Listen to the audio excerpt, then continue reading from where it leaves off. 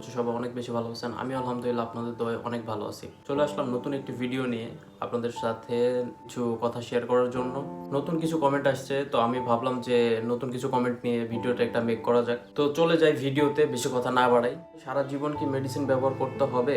এইখানে আপনি যতদিন পর্যন্ত চুল ধরে রাখতে চান, ধরেন আপনার চুলের প্রতি ভালোবাসা আছে, অনেক যত্নশীল আপনি চুলের প্রতি, আপনি চুল আপনার জন্য অনেক দরকারি, এইরকম যদি আপনি মনে করেন যে আমার চুল অনেক দরকার। আমার কিছু কিছু ফ্রেন্ড আছে, আমার তো চুল পড়ার সমস্যা আছে, তো আমার ওই ফ্রেন্ডগুলো কিন্তু চুল পড়ার সমস্যা নাই।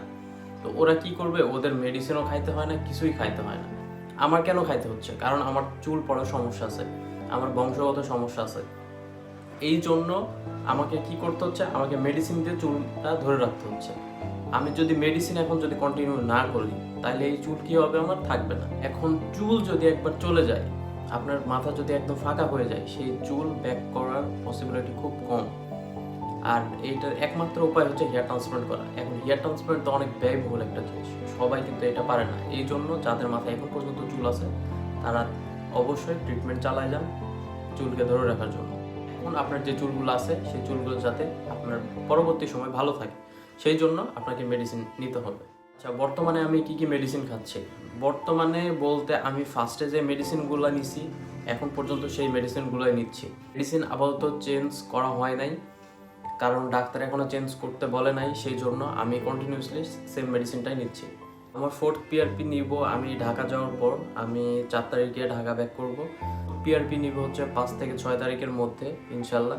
এই 3টা পিআরপি মূলত ঠিক টাইম মতো নিছি। 4 নম্বর পিআরপিও আমি ইনশাল্লাহ টাইম মতোই নিব। কমেন্ট করছে হেয়ার ট্রান্সপ্লান্টের পর কতদিন মেডিসিন ব্যবহার করতে হবে। একটা এক্সাম্পল দিই, আপনার পিছনের চুল কি কখনো পড়ছে? পড়ে নাই। আপনার চুল কোথায় পড়ছে? ফ্রন্টের এই অংশটুকু আর ক্রাউনের এই অংশটুকু থেকে চুল পড়ার সমস্যা আছে। এই যে পিছন থেকে যে গ্রাফগুলো বের করা হয়, এইটা হচ্ছে পিছনের সাইডে চুল মূলত পড়ে না। গ্রাফগুলো বের করে আপনাকে কি করা হয়েছে, সামনে ইমপ্ল্যান্ট করে দেওয়া হয়েছে, তার কারণে পিছনের চুলগুলো পড়বে না। এইখানে গ্রো করার জন্য আপনাকে মিনক্সিডিলটা ইউজ করতে হয়। মিনক্সিডিল ইউজ করলে চুলের গ্রোথটা অনেক ভালো হয় হেয়ার ট্রান্সপ্ল্যান্টের পর আপনাকে মূলত 1 বছর মেডিসিন কন্টিনিউয়াসলি খাইতে হবে, এটা একদম মাস্ট। এরপরে আপনি কি করতে পারেন, কমাই দিতে পারেন। তো 7 দিন মেডিসিন খাচ্ছিলেন, সেখানে 6 দিন, এরপর আস্তে আস্তে আস্তে আস্তে কমাই দিতে পারেন। একবারে যদি কমাই দেন, আপনার কিন্তু হেয়ার ফল আবার স্টার্ট হয়ে আসবে। কমেন্ট করছে, ভাই মেডিসিন কিভাবে ব্যবহার করতে হয় সেটার একটি ভিডিও চাই।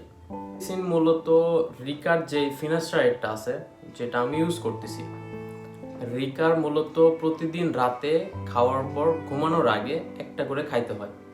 বায়োক্যালডি সুপ্রাভিট জি দুইটা ট্যাবলেট আছে, এইটা আমাকে খাইতে হয় একদিন পর পর। সব মেডিসিনগুলোই রাতে খাইতে হয় ঘুমানোর আগে।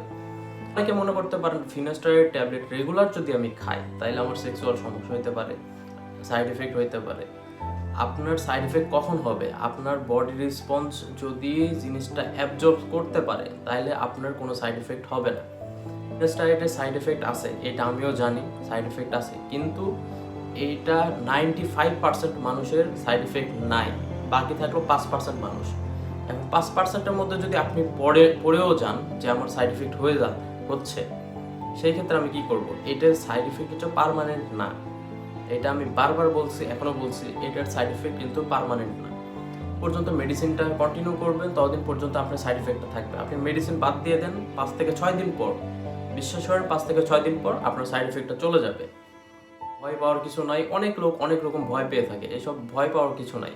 এটা একটা নর্মাল একটা বিষয়। যদি সাইড এফেক্ট হয়ে থাকে, তাহলে আপনার সাইড এফেক্টটা ভালো হয়ে যাবে। জুবাইর খান ভাই কমেন্ট করছে, ভাই হেয়ার ফলের জন্য কি একই ওষুধ খেলে সবার কাজ হয় কিনা?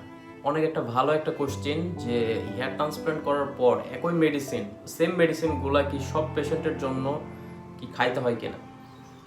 এখানে একই মেডিসিন যদি সবার ক্ষেত্রে হইতো, তাহলে কি ডাক্তারের কাছে কেউ যাইতো? এটা আপনিই চিন্তা করেন, যে আমার যদি একটা সমস্যা থাকে, সেই সমস্যা যদি আপনারও থাকে, তাহলে আপনি ডাক্তারের কাছে কেন যাচ্ছেন? এটা একটা বোঝার একটা বিষয়।